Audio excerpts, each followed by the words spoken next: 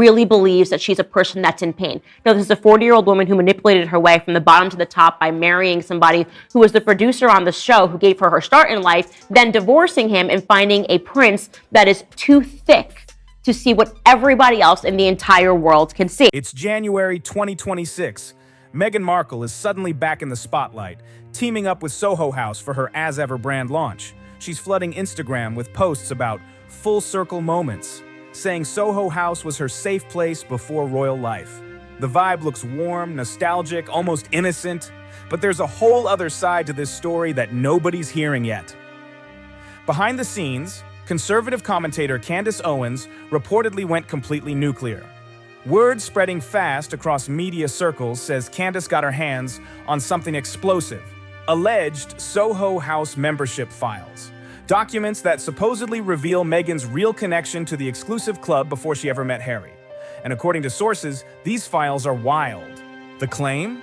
The documents allegedly list 89 men, wealthy, powerful, well-connected Soho House members, and Meghan's name reportedly appears over and over, not as a casual guest, not as a normal member networking over drinks. Insiders are calling her role a VIP companion, someone specifically arranged for elite connections. That detail alone flips those full-circle Instagram captions upside down when you really think about what that circle may have included. He has an opportunity to save her. That is the truth. And it's worked, right? So she's done this convincing performance for Harry that I don't know how I ended here. I just love you. And I'm just like your mom. And the one chance that you had to save your mom again, when he recounts that. Reports say Candace revealed this information during a recent broadcast, and Meghan's team went into instant crisis mode. And here's where things get loud: total silence. No denial, no legal threats, no carefully worded statements, just radio quiet while the allegations spread like wildfire.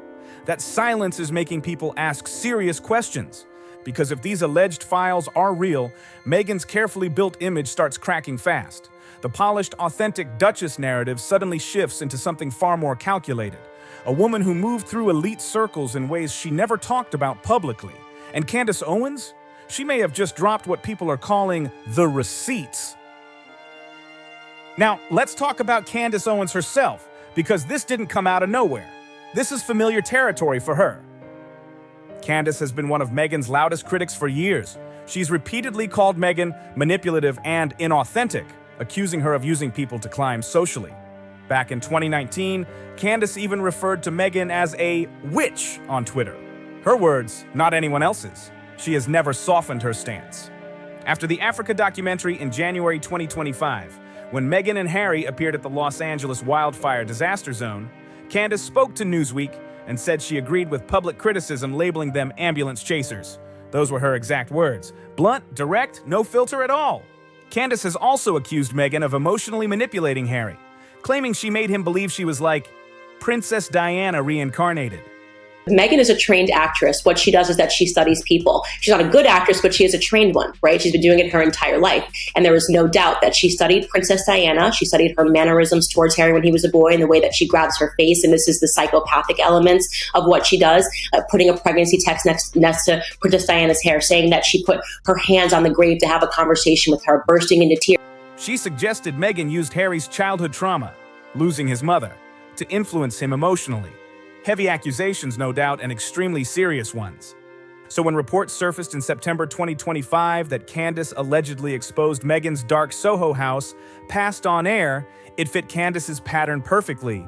She doesn't tease stories. She digs, she researches, and when she believes she has proof, she goes public hard. Now, sources say Candace pushed even further, allegedly obtaining actual Soho House membership documents that outline Meghan's true relationship with the club.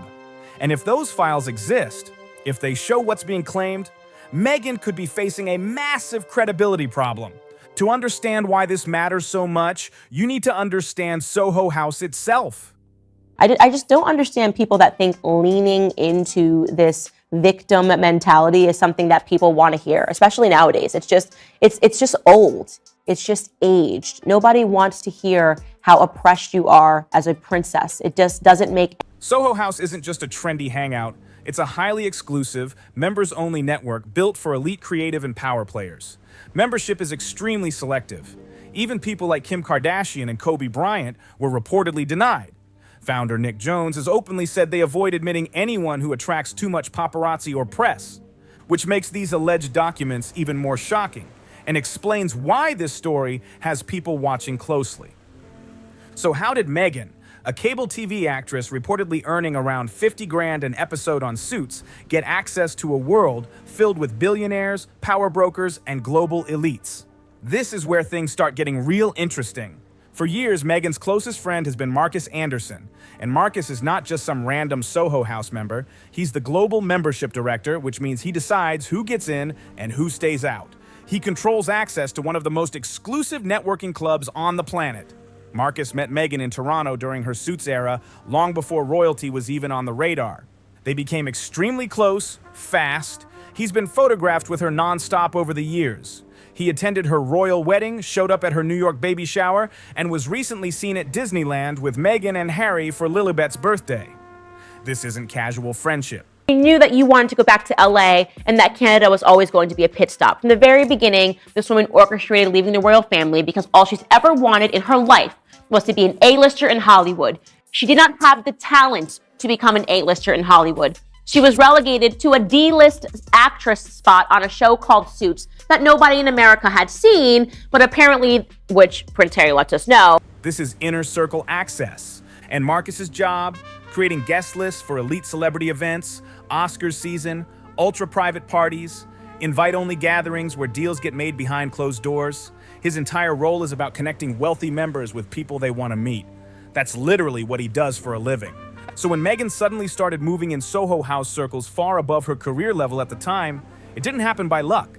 It happened through Marcus.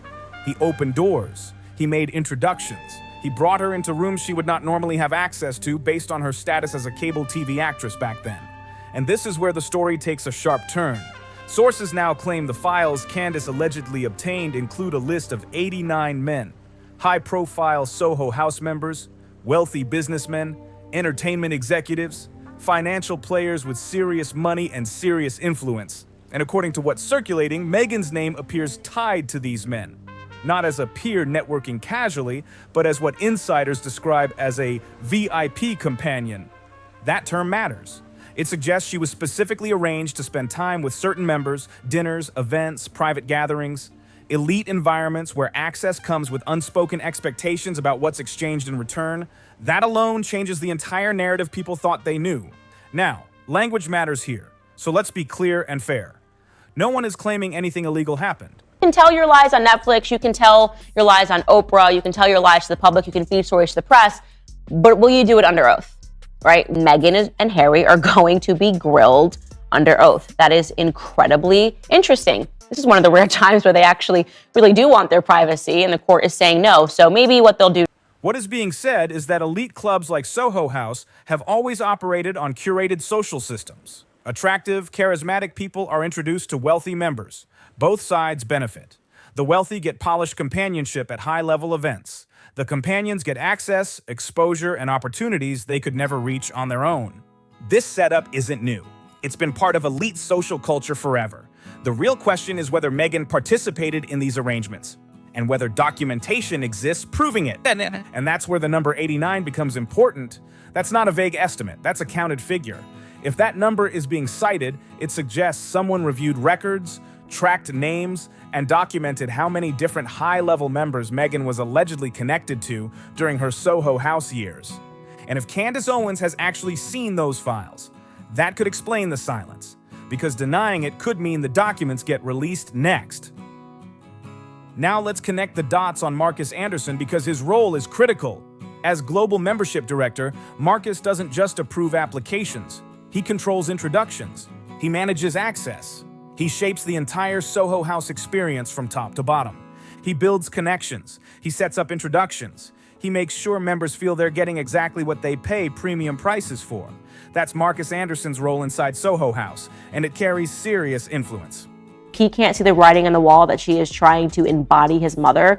Even when he told the story about how she said she was going to commit suicide while she was pregnant and that she was having suicidal thoughts. And you can see in everything that she does, she tries to put this pressure on him of like, well, look what happened to your mom. Like, that could happen to me unless we do exactly. Royal author Katie Nicholl confirmed that when Prince Harry wanted to meet Meghan, he didn't reach out directly. He went through Marcus. Marcus arranged their first meeting in a private room at Soho House, with around 7 or 8 other people present. A relaxed, controlled setting designed to make introductions feel natural. Let that sink in. A prince wanted to meet a woman, and he relied on the Soho House gatekeeper to make it happen.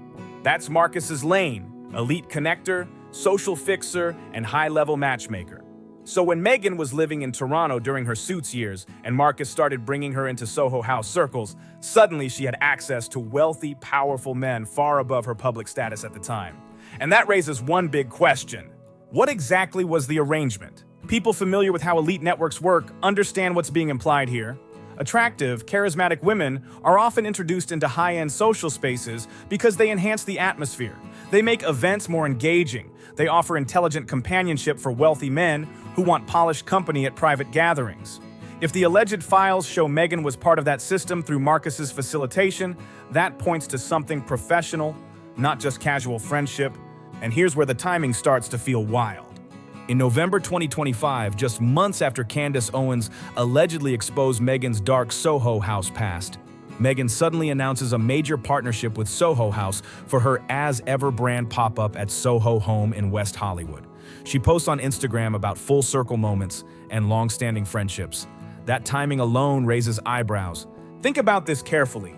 If files exist showing she operated as a VIP companion for wealthy members, and she knows Candace either has or has seen those documents, why would she spotlight Soho House publicly and pull attention straight to that connection?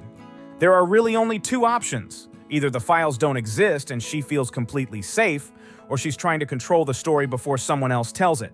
Publicly reframing the relationship as nostalgic and friendly is textbook PR strategy. If she's, as you say, a victim of a miscarriage of justice, then there would be no obvious reason why she would not want to cooperate with the authorities. I mean, particularly the chance to address Congress, for example, where the whole world would watch. And if she is as innocent as you say, then isn't that the perfect opportunity? Why wouldn't she? I mean, if she doesn't do that. You release the polished version first, so when criticism appears later, you can say it's already been addressed. Royal commentator Kinsey Schofield said sources told her Meghan chose Soho House on purpose because it's a closed environment.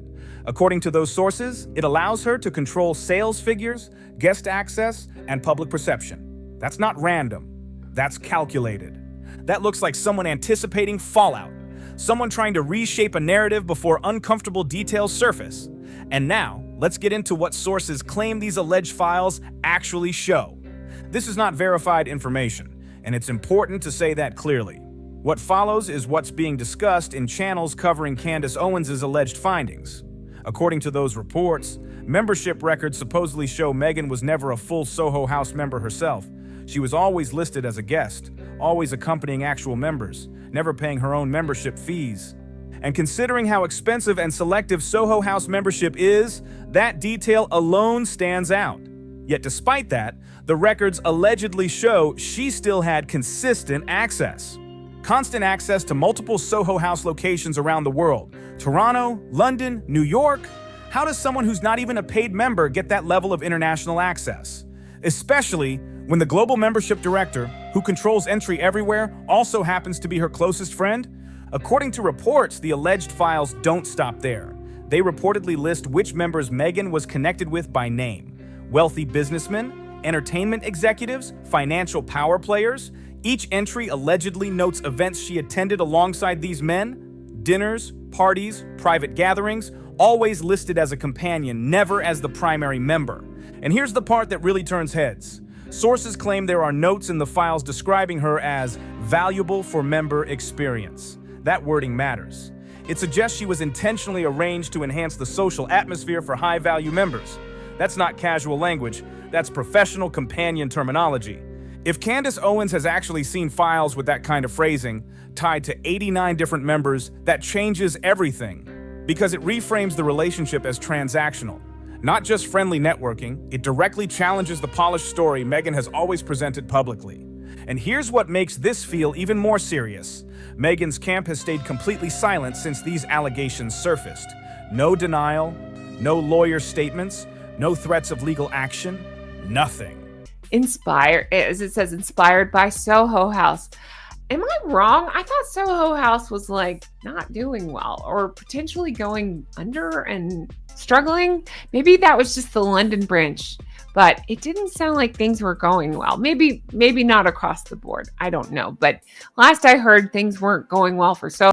This is the same woman who sued the Mail on Sunday over a private letter to her father. She's not shy about using the courts when she believes she can win.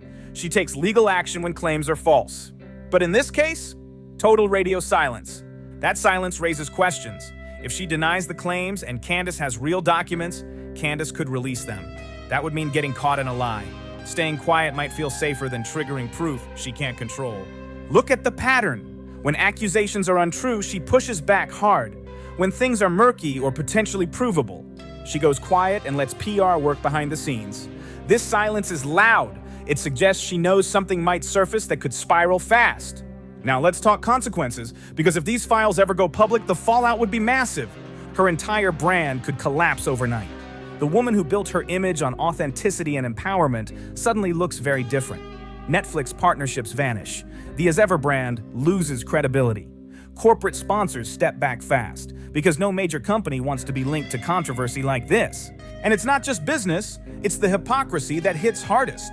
Meghan has positioned herself as a feminist voice, someone who speaks about women's empowerment and self-made success. She's told the story of rising through intelligence, hard work, and purpose. If documents prove she was arranged as a VIP companion for dozens of wealthy men, that narrative cracks wide open. She stops being inspirational and becomes exactly what critics always claimed: someone who used looks, charm, and elite access to climb power structures, then rewrote the story later to sound uplifting. And then there's Harry. What does this do to him? He met Meghan through the same Soho House network. The alleged files reportedly show Marcus Anderson arranged their introduction, just like he allegedly arranged Meghan's other elite connections. That puts Harry right in the middle of this web, whether he knew it or not. If these allegations hold weight, it forces a very uncomfortable question. Was their meeting romantic fate or just another connection made through the same elite system? Put next to those 89 other wealthy men, Harry stops looking like a fairy tale prince and starts looking like just another name on a list. Another powerful man who allegedly gained access to Meghan through Soho House facilitation. Not destiny, not magic. A networking setup that just happened to turn into marriage. And that leads to the big question everyone keeps asking. Why is Candace Owens going after Meghan so aggressively? Part of it is personal belief. Candace has said for years that she thinks Meghan manipulated her way into the royal family. She's repeatedly described Meghan as calculated, fake, and someone who uses people to move up. Those opinions didn't appear overnight. Candace has been consistent about them. But there's also a professional angle here. Candace built her brand on calling out people she views as hypocrites, and Meghan is the perfect target. Famous, controversial, polarizing. Exposing a hidden past tied to elite power circles brings massive attention. And if Candace truly has documentation backing up these claims, this isn't just commentary, it's career-defining investigative work. That's the kind of bombshell that shifts someone from opinion-based media into serious expose territory. The kind that gets quoted everywhere. So where does this go next? If Candace really has Soho House membership files showing Meghan listed as a VIP companion connected to 89 men, the real question is timing. When does she release everything? Because people close to media cycles believe she's waiting for the moment that hits hardest. Maybe it's when Meghan launches another major project. Maybe it's when Harry does another emotional interview. With information this explosive, timing is everything. Maximum attention, maximum fallout. Or maybe Candace has already released just enough. Sometimes you don't need to drop the full stack of documents. You just need to put out enough verified details that the public starts connecting dots on its own. Once that happens, the story runs itself. What's clear is this: Meghan is in a dangerous position right now. If those files exist and if they show what's being alleged, her carefully curated image is one leak away from collapse. Reputation doesn't fall slowly online, it drops instantly. And here's the harsh reality. On the internet, secrets don't stay buried forever. Documentation always exists somewhere. People talk, files leak, screenshots get shared. And when someone like Candace Owens is motivated to expose you, information has a way of surfacing. If Meghan truly operated as a VIP companion through Soho House arrangements, and if dozens of wealthy men were connected to her through documented records, the truth doesn't disappear. Maybe it doesn't come out today, maybe not next month, but eventually, too many people would know. Marcus would know. The men allegedly listed would know. Soho House staff involved in logistics would know. And in a world where everyone carries a phone and nothing stays private, someone always speaks up. Meghan can keep partnering with Soho House. She can post nostalgic Instagram captions and stay silent on Candace's claims, hoping the noise fades. But if those files are real, silence won't protect her. And right now, Candace Owens is either sitting on the biggest bombshell tied to modern royal history, or she's made claims she can't back up. Time will reveal which one is true. But Meghan's silence speaks loudly. To many observers, it looks less like confidence and more like fear, because the woman who wanted to be a princess may end up remembered very differently, as someone who leveraged elite networking systems to reach powerful men, and Candace Owens may be the one determined to prove it.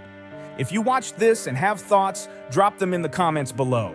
If this breakdown made you see things differently, hit subscribe and stay locked in for more deep dives like this. Don't forget to like the video and share it with someone who needs to see it.